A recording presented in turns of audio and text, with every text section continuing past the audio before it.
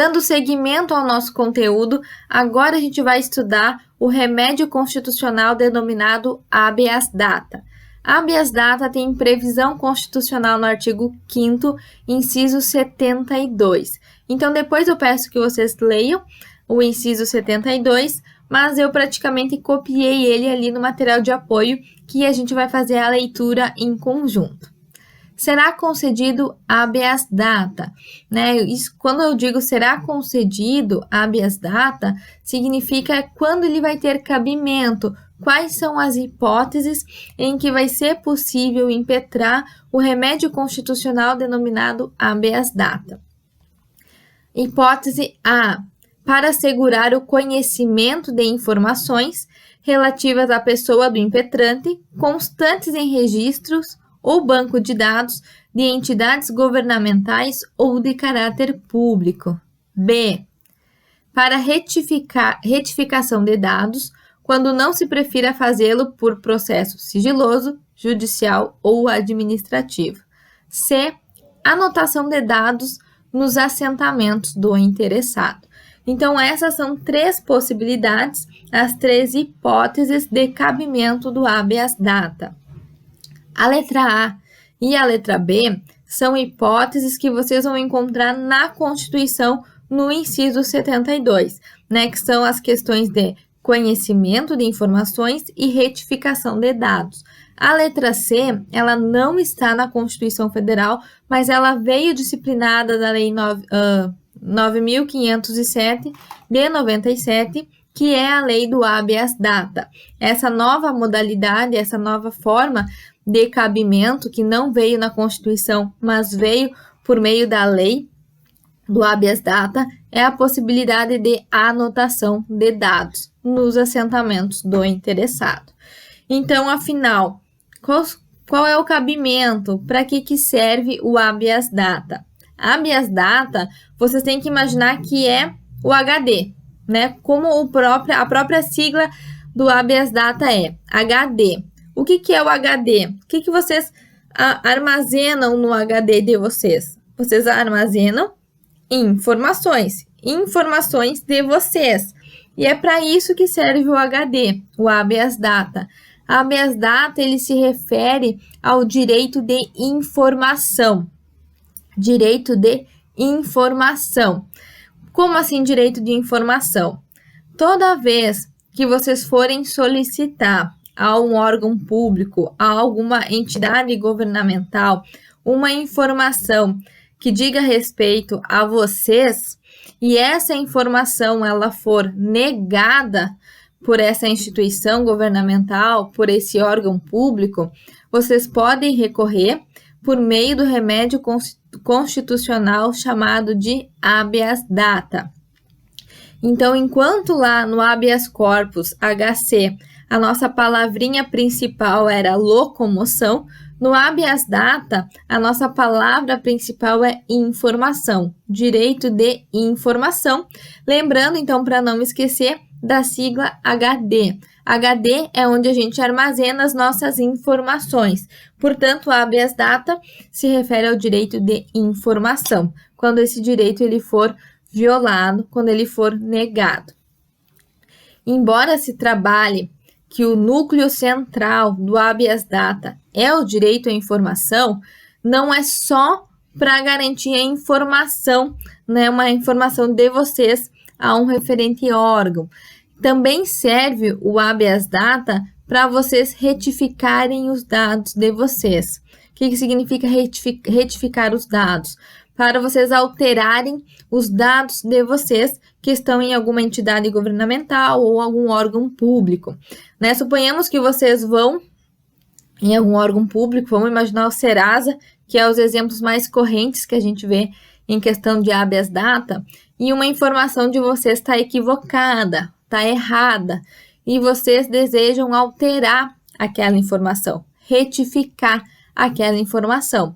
Se aquele órgão público, aquela entidade não autorizar que vocês alterem, que vocês retifiquem as informações de vocês, o remédio constitucional também vai ser o habeas data. Também, por fim, como trazido pela lei específica do habeas data, além de solicitar informações, além de solicitar a alteração, a retificação dos dados, vocês também podem solicitar anotações, né? Ou seja, vocês solicitarem que alguma anotação especial seja feita no documento de vocês. Mais uma vez, se essa anotação ela for negada, vocês também poderão impetrar com o HD. Então, o HD, ele se refere como coração ao direito de informação, né? Quando esse direito ele é violado, ou seja, quando ele é negado a vocês, vocês vão poder então impetrar com o habeas data. Dupla finalidade constitucional, isso também costuma às vezes cair um pouco, né? De acordo com o texto constitucional, o HD ele tem duas finalidades. A finalidade de garantir o conhecimento de alguma informação sua, né, de alguma informação da pessoa do impetrante, ou seja, daquela pessoa que está solicitando, né? A informação é minha, a informação é sobre mim, e eu que estou solicitando essa informação. Então, por um lado, como eu coloco ali para vocês, ele tem uma natureza mandamental, que se refere justamente a esse acesso à informação, a esse conhecimento dos dados de vocês, e ele também possui uma natureza constitutiva. A constitutiva se refere à questão da alteração, da retificação dos dados de vocês. Então, o habeas data, falando sobre o viés constitucional, ele tem uma dupla natureza, né? Uma dupla finalidade, que é a finalidade mandamental, que se refere ao direito de vocês de ter acesso às informações que se referem a vocês, e também uma natureza constitutiva, né? Que vocês podem alterar, retificar os dados de vocês. E fora da Constituição, a gente tem a terceira possibilidade, que é a possibilidade de anotação. Então, diferenciar HC do HD é bem tranquilo, né? HC, locomoção, habeas data, informação, tanto para conhecimento de informação que as entidades governamentais têm de vocês, que, né, se vocês forem, por exemplo, requerer alguma informação de vocês na prefeitura, a prefeitura ela deve dar para vocês essa informação, senão vocês podem ajuizar ou impetrar um HD. Questão de retificação de dados, vocês também podem alterar dados constante, por exemplo, então na prefeitura. Se não autorizada essa alteração de dados, vocês podem impetrar com HD e anotações, né, além das informações que já constam, anotar outras, também é um direito de vocês. Ali eu coloquei uma observação, não se confunde com o direito de obter certidões. Sobre direito de certidões, a gente já estudou um pouquinho em aula, nas aulas presenciais. Não é a mesma coisa você ter direito a uma certidão, né, a um documento, e o direito a uma informação. Vou dar um exemplo para vocês. Quando vocês vão no INSS, por exemplo, INSS a gente entende como uma entidade governamental da administração indireta. Então, quando vocês vão ao INSS, vocês vão lá para requerer alguma informação relativa à aposentadoria de vocês, tá? Vocês querem saber o tempo de contribuição de vocês para saber quando vocês vão se aposentar. E aí, vocês requerem essa informação para a pessoa que está atendendo vocês. Se a pessoa der a informação, né, falar a informação que vocês foram buscar e vocês pedirem uma certidão, um documento escrito contendo essa informação, e aquela atendente, aquela funcionária não der a certidão, ela negar a certidão, vocês não vão impetrar o habeas data. O remédio cabível nesse caso de ter uma certidão negada, um documento escrito negado, é o mandado de segurança, que a gente já comentou um pouco, mas vai falar na próxima aula, que é aquele que assegura e garante o direito líquido e certo, que a gente viu que obter certidões de repartições públicas é uma garantia constitucional. Então, é um direito líquido e certo que está sendo violado. Prof, não entendi. Vejam só, a informação que vocês foram solicitar, ela foi dada para vocês, mesmo que verbalmente. Vocês foram pedir o tempo de contribuição que ainda falta para você se aposentar e a funcionária que atendeu vocês falou, deu a informação para vocês. Então, a informação vocês já têm, não é o direito de informação que está sendo violado. O que ela não forneceu para vocês foi um documento escrito, foi uma certidão escrita contendo aquela informação. Se ela negou a certidão escrita, o remédio constitucional cabível é o mandado de segurança. Agora, se ela negou a informação, nem a informação ela quis dar em relação ao tempo de contribuição de vocês, aí sim o remédio correto é o habeas data, porque é a informação que não foi dada, é o direito à informação que foi violado.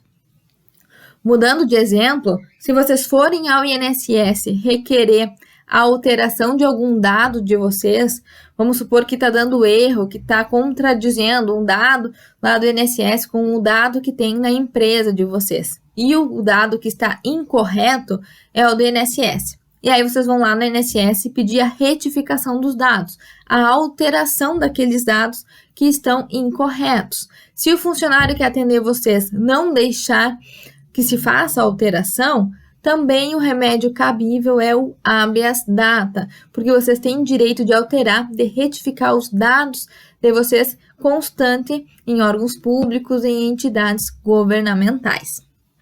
Ficou claro? Então, o que eu quero que vocês cuidem, principalmente, é essa questão da negativa da certidão. Se negar o documento escrito, mas vocês já tiverem a informação, o remédio constitucional é o mandado de segurança. Agora, se nem a informação tiver sido dada, se até a informação for negada, o remédio constitucional é o habeas data, porque se refere à informação. Finalidade: acesso às informações a respeito da pessoa do impetrante. Tranquilo até aí, né? Legitimidade. Assim como no HC, eu também classifiquei aqui para vocês legitimidade ativa e legitimidade passiva. Legitimidade ativa, né? Quem pode impetrar o habeas data? Qualquer pessoa, né? Pode ser pessoa física ou também pessoa jurídica. Pessoa jurídica aqui pode ser relativo à própria pessoa jurídica, né? Diferente do HC, que pessoa jurídica só pode impetrar em nome de pessoa física, aqui não funciona a mesma regra, não se aplica a mesma regra, porque uma pessoa jurídica, ela também, em razão da personalidade jurídica que detém, ela também tem informações suas em dados, em entidades governamentais, em órgãos públicos. Então, ela tem essas informações dessa pessoa jurídica nesses assentamentos públicos. Então, a pessoa jurídica, ela tem legitimidade ativa no HD, não só para impetrar, mas impetrar em nome próprio, tá? Não como no HC, que pode impetrar em nome de terceiro, que é pessoa física. A pessoa jurídica aqui, ela realmente detém essa legitimidade ativa, porque ela não se locomove, por isso ela não tem HC, mas ela tem informações, ela tem dados, né, que se encontram aí nos assentamentos públicos. Então, ela é parte ativa do HD, literalmente, não para falar em nome de pessoa física, mas para requerer em nome dela mesma. Por meio do habeas data, só podem pleitear informações relativas ao próprio impetrante, nunca de terceiro. Caráter personalíssimo, né? Isso quer dizer que eu não posso ir num órgão público, lá na prefeitura, solicitar uma informação da Merlin, por exemplo. Né? Eu indo lá solicitar uma informação pessoal, um conhecimento de alguma informação que diz respeito a Merlin, a uma terceira pessoa. Isso não é permitido, né? As pessoas, elas só podem requerer informações e serem violadas para poder impetrar com o HD as próprias pessoas, né? A pessoa do impetrante, a quem aquela informação se refere. Então, se eu vou lá pedir uma informação na prefeitura que diga respeito a Merlin, eu não ganhar essa informação, não me autoriza, eu, Gabriela, a impetrar um HD para pedir essa informação dela. né? Eu não posso pedir de terceiro, né? O que pode é ela, em nome dela, ir na prefeitura, e no momento que é negada a informação em relação a ela, daí ela sim impetra o HD, tá? Então, por isso que se diz que ele é personalíssimo, porque ele só diz respeito, ele só protege aquelas pessoas em relação à informação delas, né? É um direito personalíssimo que se refere à própria pessoa do impetrante, né? É esse o nosso núcleo de proteção do habeas data. E legitimidade passiva, que aí com a própria Constituição já elenca, são as entidades governamentais, a administração pública, a administração direta e a administração indireta, pessoas jurídicas de direito privado que prestem serviços públicos e as pessoas de direito público de maneira geral. Por fim, coloquei 2 observações ali para vocês.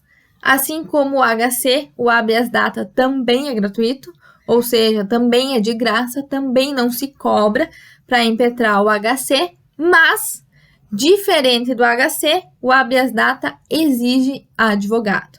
O HC a gente viu que não exige capacidade postulatória, por isso não precisa de advogado. A pessoa, ela mesma, pode fazer a peça e assinar, não precisa de um advogado, mas no habeas data precisa. O habeas data ele é literalmente considerado uma ação, né, uma ação judicial em relativo a esse direito de informação. Então, no habeas data, embora ele seja gratuito igual ao HC, ele necessita de advogado, tá? E agora, para finalizar, coloquei algumas atividades de fixação em relação a esse conteúdo para ver se ficou claro, tá? Vamos ler junto e fazer conjuntamente esses exercícios, tá? Exercício de número 1. Herculano é cidadão estrangeiro residente no Brasil e buscou obter administrativamente informações relativas à sua pessoa constantes de arquivos da prefeitura. Então, aqui a gente já fala, né, de informações relativas à sua pessoa. Então, a gente tem direito de informação relativos à pessoa do impetrante. Então, os 2 requisitos se encaixam, né, nos requisitos de cabimento do habeas data. Mas a prefeitura, se recusou a fornecer as informações solicitadas. Nesse caso, A. Herculano nada poderá fazer por ser um cidadão estrangeiro. B. Poderá ajuizar pessoalmente o habeas data sem a necessidade de advogado. C. Poderá impetrar o habeas data para obter judicialmente as informações pretendidas. A, B ou C? A, B ou C? E aí, o que vocês acham? Claro que a letra C. Poderá impetrar o habeas data para obter judicialmente as informações pretendidas. Letra C, nossa resposta correta. Por que não letra A? Porque a letra A exclui a possibilidade dele impetrar o HD, simplesmente por ser estrangeiro. E eu coloquei ali para vocês, né, que é qualquer pessoa nacional ou estrangeiro que pode impetrar o HD. Então, a condição dele de estrangeiro não exclui a possibilidade, né, o direito que ele tem de impetrar o habeas data. E na letra a letra B, fala que ele pode ajuizar pessoalmente sem necessidade de advogado. E eu acabei de falar para vocês que no habeas data precisa de advogado. Não precisa de advogado no habeas corpus, mas no habeas data precisa de advogado. Letra C, então. 2. A ação de habeas data será cabível unicamente quando houver a demonstração da indevida recusa com relação à retificação de dados relativos ao impetrante. É unicamente em relação à retificação de dados? Não, né? A gente viu que tem 3 hipóteses de cabimento para obter as informações, ou seja, conhecimento das informações, para retificar dados e para anotar dados, anotar outras informações. Então, a número 2, ela está errada, porque ela não é cabível unicamente quando é negado a questão da retificação de dados, porque a gente tem 3 hipóteses de cabimento. Conhecimento da informação, retificação e anotação de dados. Então, 2, errado. 3. Conceder-se-á habeas corpus sempre que alguém sofrer ou se achar ameaçado de sofrer violência ou coação em sua liberdade de locomoção por liberdade ou abuso de poder. Certo ou errado? Certo, né? Ela copia o que está escrito na Constituição Federal. Habeas corpus, sempre que alguém sofrer ou se achar ameaçado de sofrer violência ou coação em sua liberdade de locomoção, por ilegalidade ou abuso de poder. É literalmente o que a Constituição Federal estabelece em relação ao habeas corpus. Correta, então. 4.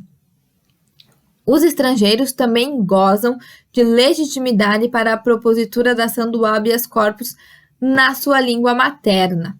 E aí, certo ou errado? Os estrangeiros também gozam de legitimidade para a propositura de habeas corpus na sua língua materna. Certo ou errado?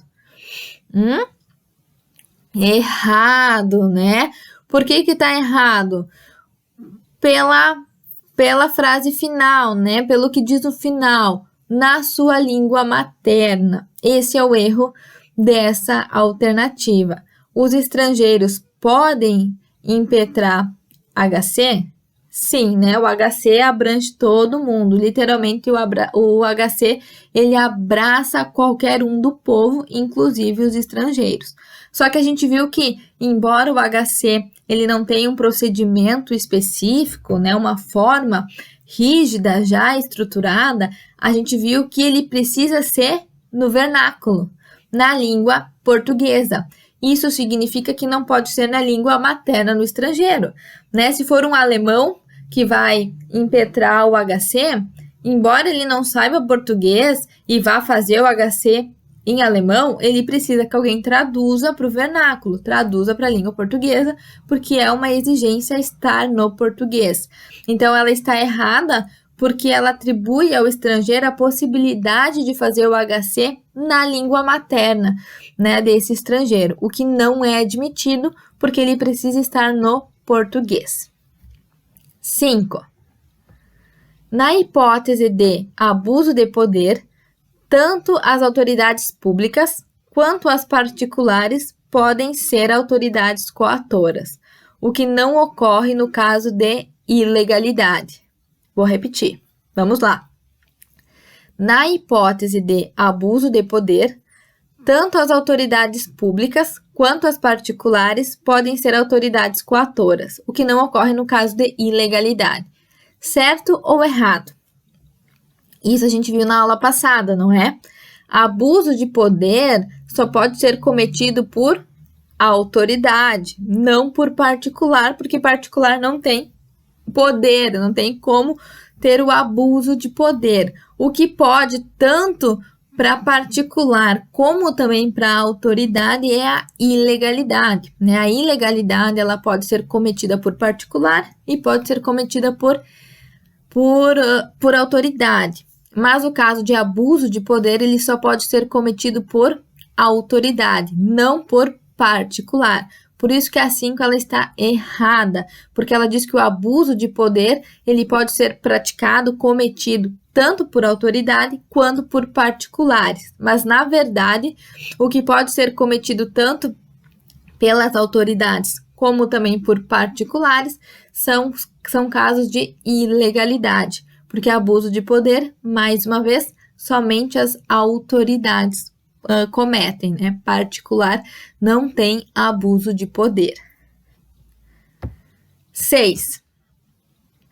Sendo o instrumento adequado aos casos de violência ou coação à liberdade de locomoção por ilegalidade ou abuso de poder, o habeas corpus não é cabível quando já extinta a pena privativa de liberdade. Certo, né?